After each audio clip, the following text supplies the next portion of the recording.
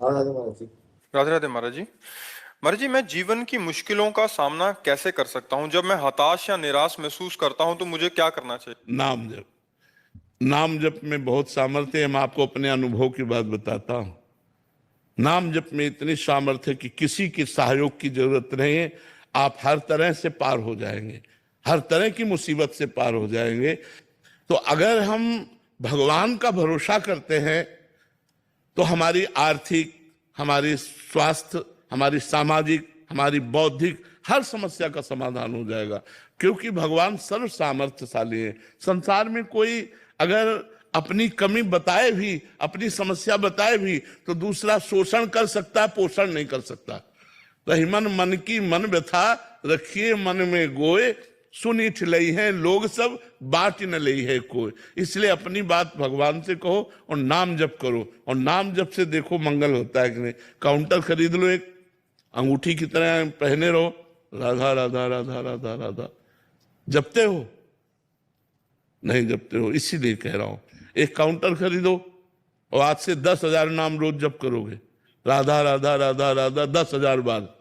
जब समय मिले, चलते फिरते उठते बैठते, उसमें क्या है, 10,000 उसमें जब गिनती आ जाए तो समझ लो एक दिन का काम हो गया। 10,000 10,000 नाम रोज जप करो, फिर देखो भगवान की कृपा।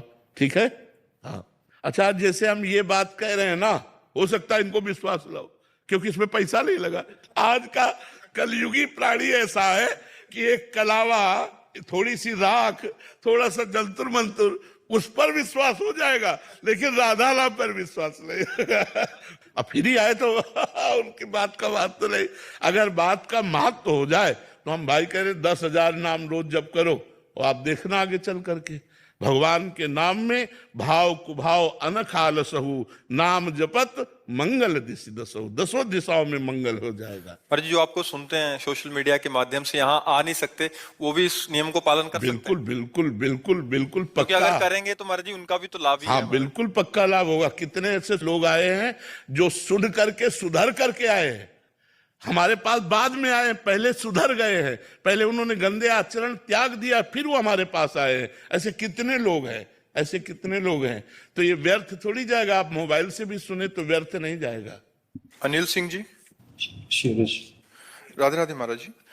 गुरुदेव भगवान, मेरा प्रश्न ये है कि निरंतर भगवदानंद की अनुभूति क्या गृहस्थ धर्म में भी प्राप्त की जा सकती है? गृहस्थ धर्म और विरक्त धर्म ये शरीर के हैं, ना कि स्वरूप के हैं। स्वरूप से हम सब भगवत धर्म वाले हैं। जितनी जातियां हैं और जितने धर्म हैं, वो सब देह भाव को लेकर हैं कि नहीं? स्वरूप को लेकर हैं क्या? स्वरूप में तो जो हम हैं सो तुम हो, जो तुम हो वही सब रूपों में है। तो हमें ये ध्यान रखना है कि हम गृहस्थ धर्म को स्वीकार किए हुए हैं, तो उस धर्म का पालन तो हम कर रहे हैं, लेकिन हम हैं कौन? ममैवांशो। भगवान ने क्या कहा? मेरे तुम अंश हो। जब ये बात हम ध्यान रखेंगे कि हम भगवान के हैं, भगवान हमारे हैं, और हम भगवान का स्मरण करते हुए हर कार्य करेंगे, तो हम क्यों नहीं भगवदानंद में मस्त हो जाएंगे? क्यों नहीं हो जाएंगे? गृहस्थ धर्म सबसे बड़ा धर्म है।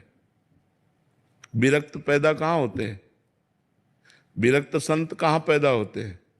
गृहस्थों के यहाँ ही तो पैदा होते हैं। विरक्त संतों का पेट कहाँ भरता है? गृहस्थों के यहाँ तो भरता है। विरक्त संतों को वस्त्र कौन देता है? गृहस्थ धर्म ही तो देता है। तो सबका मूल पोषण कहाँ से हो रहा है? गृहस्थ धर्म से।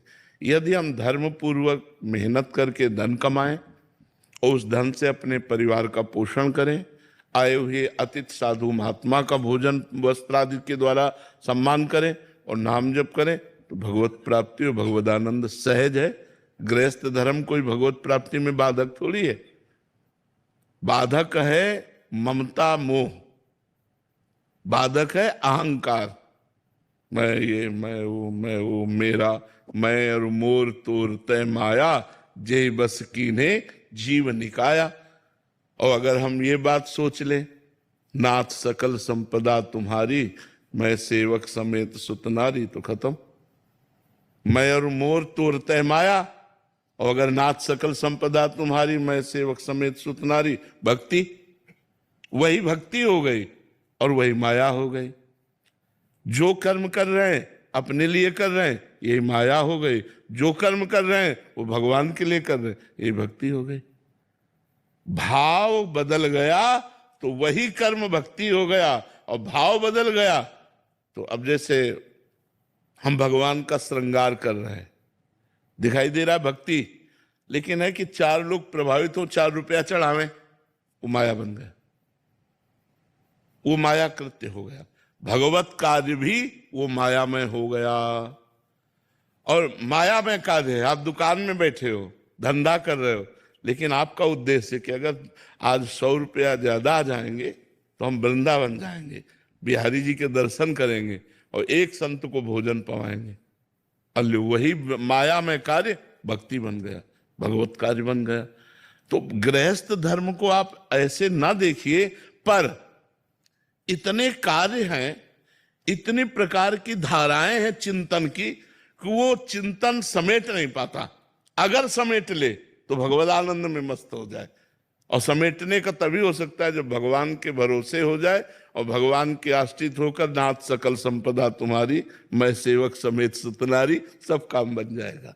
ऐसी भावना से चलो और नाम जप का प्रयास रखो, तो गुरु कृपा से, भगवान कृपा से गृहस्थ धर्म में भी आप महाभागवत हो सकते हैं, आप भगवान के चिंतन परायण हो सकते हैं। और बड़े बड़े महापुरुष हुए, अम्बरीश जी तो चक्रवर्ती सम्राट थे, अपने तो एक गृहस्थी में 2, 4, 10 लोग, वो तो पूरे चक्रवर्ती राजा थे और महान भक्त थे भगवान के, जिनकी रक्षा में सुदर्शन चक्र रहता था। सोचो, दुर्वासा जी को भागना पड़ा अम्बरीश जी के आगे, ऐसे महाभागवत, कि उनका अपराध बन गया तो भागना पड़ा, त्रिभुवन में सुदर्शन चक्र ने खदेड़ लिया, और आके अम्बरीश जी के चरणों में जब पड़े तब उनको शांति प्राप्त हुई। तो हमें लगता है कि गृहस्थ धर्म बाधक नहीं, गृहस्थ धर्म तो और साधक है। यदि हम भजन ठीक से करें तो 4 को खवा कर पा रहे हैं, कहीं भंडारा पाने नहीं जा रहे, स्वयं मेहनत करते हैं, अपने परिवार का पोषण करते हैं और 1-2 को पवा देते हैं। ये सबसे बड़ा कार्य है। गृहस्थ धर्म कोई छोटा धर्म नहीं, हमें तो लगता है सबसे बड़ा धर्म है, क्योंकि इसी से सब धर्मों का पोषण होता है, सब महात्माओं का, सबका पोषण इसी से होता है। तो बहुत अच्छा भजन हो सकता है। मन करता है गुरुदेव की छोड़ के सब वृंदावन चले आए जो तो क्या करोगे? आप भंडारा खा के संसार का चिंतन करोगे? समझ आया ना? घर गृहस्थी में धर्म से चल रहे हो तो मन वैरागी हो रहा है, और जब वैराग लेकर के आओगे तो घर का चिंतन आएगा, पत्नी का चिंतन आएगा, पुत्र का चिंतन आएगा। हमारी बात मान लो, वहीं रहकर भजन करो, डट के मेहनत करो, परिवार का पोषण करो, नाम जप करो, मंगल हो जाए। विपिन कुमार जी, ग्रेटर नोएडा से। राधे राधे।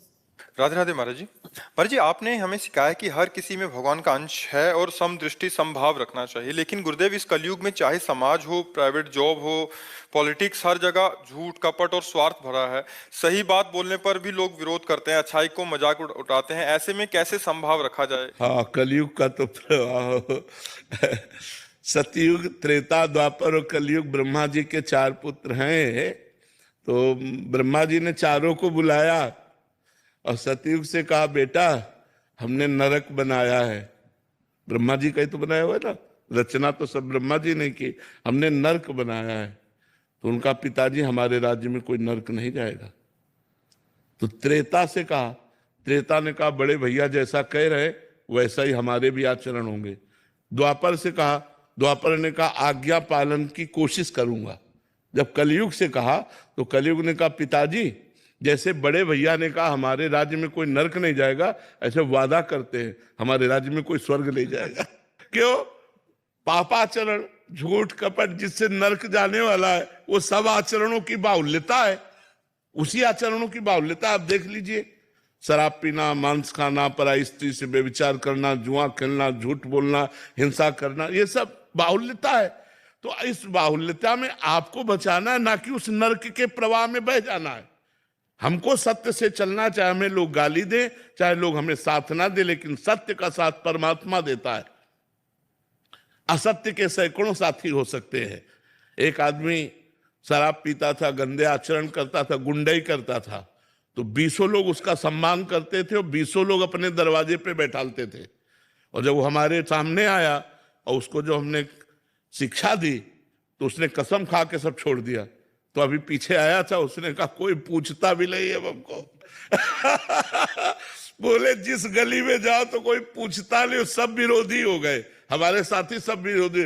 तो संसार, हम सही कह रहे हैं, संसार ऐसा है। और अगर सीधा आदमी है, धर्म से चलता है, तो उसका उपहास किया जाएगा। कलयुग का ऐसा धर्म है। लेकिन हमको चाहिए कि हमें अपने धर्म से चलना चाहिए। लोग गाली दें, उपहास करें, लेकिन भगवान हमारा साथ देंगे। सच्चाई से चलेंगे तो हमारा मंगल हो जाएगा, बुराई से चलेंगे तो हमारा नाश हो जाएगा। धर्म से चलोगे तो सही ढंग से चलो, अधर्म से चलोगे, ज्यादा उपद्रव करोगे, पुलिस मार देगी तुम्हें, या तो विविध प्रकार से आप रोग ग्रसित हो जाओगे, नष्ट हो जाओगे। तो हमें लगता है धर्म से चलो। मनुष्य जीवन बहुत कीमती जीवन है, इससे भगवान को प्रसन्न कर लो, इससे परोपकार कर लो, इससे समाज की सेवा कर लो, राष्ट्र की सेवा कर लो। इसलिए हमें मनुष्य शरीर मिला। गंदे आचरण करना, गंदा खान पान करना, दूसरों को दुख देना, हिंसा करना इसलिए नहीं मिला। हम मनुष्य हैं। मनुष्य वही जो परोपकार परायण हो, जो दूसरों को सुख दे सके। जी। रामदीन बिश्नोई जी, जो राधे राधे महाराज जी। राधे राधे महाराज जी। महाराज जी, पहले आप एकांतिक वार्तालाप में टेबल पर प्रभु जी की छवि रखते थे, तो क्या इसके पीछे का कोई भाव था? पहले महाराज जी एक छवि रहती थी ना राधा वल्लभ लाल जी की, हाँ, हमारे अंदर भाव यह था कि अगर कोई प्रणाम करता है तो मेरे प्रभु को प्रणाम करता है, इसलिए छवि सामने रखते थे। और अब यहीं बैठे हुए हैं तो छवि की जगह ये हृदय भी तो मंदिर है, इसमें भी तो मेरे प्रभु बैठे। तो तुम्हें देखने के लिए वो बाहर छवि रखी थी, अब उसी को यहीं विराजमान रखते हैं कि यहीं विराजमान है। और दूसरा भाव, ये विराजमान है, हम इनके चरणों में बैठे हैं। आप दंडवत करोगे तो इनको दंडवत जाएगी, हमें दंडवत रहे। हमारे हृदय में भी वो विराजमान है और बाहर प्रकट रूप से हमारे स्वामी है श्यामा श्याम, वो विराजमान है। तो वहां पीछे हमारे छवि नहीं थी, इसलिए आगे रखते थे। अब अंदर भी छवि और पीछे भी छवि, इसलिए हम प्रकट में नहीं रखते, प्रकट में सामने नहीं रखते, पहले रखते थे। एकम जी, न्यू दिल्ली से। राधे राधे महाराज जी। महाराज जी, आपने बताया कि मनुष्य जीवन का ये लाभ होता है कि अच्छे कर्म, पूजा पाठ एवं नाम जप से नियति में परिवर्तन किया जाता, परंतु नियति का ऐसा कौन सा भाग है जिसको परिवर्तन नहीं किया जा सकता? प्रारब्ध भोग, अशुभ प्रारब्ध भोग। जैसे हमारी किडनी फेल है, इससे परिवर्तन नहीं किया जा सकता। जो अशुभ प्रारब्ध बन चुका है कि अब तुमको ये भोगना है, वो भोगना पड़ेगा। अवश्य में भोक्तव्यम कृतम कर्म शुभाशुभम। शुभ और अशुभ कर्म जो प्रारब्ध बन गए, उन्हें भोगना पड़ेगा।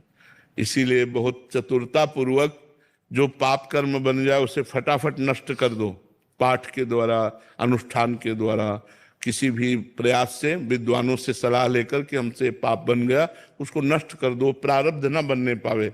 अगर प्रारब्ध बन गया तो फिर भोगना पड़ेगा। कैंसर है, किडनी फेल है, हार्ट फेल है, ये नाना प्रकार के दुख, बड़े बड़े दुख आ जाते हैं और उनको बड़े बड़े संतों को भोगना पड़ता है।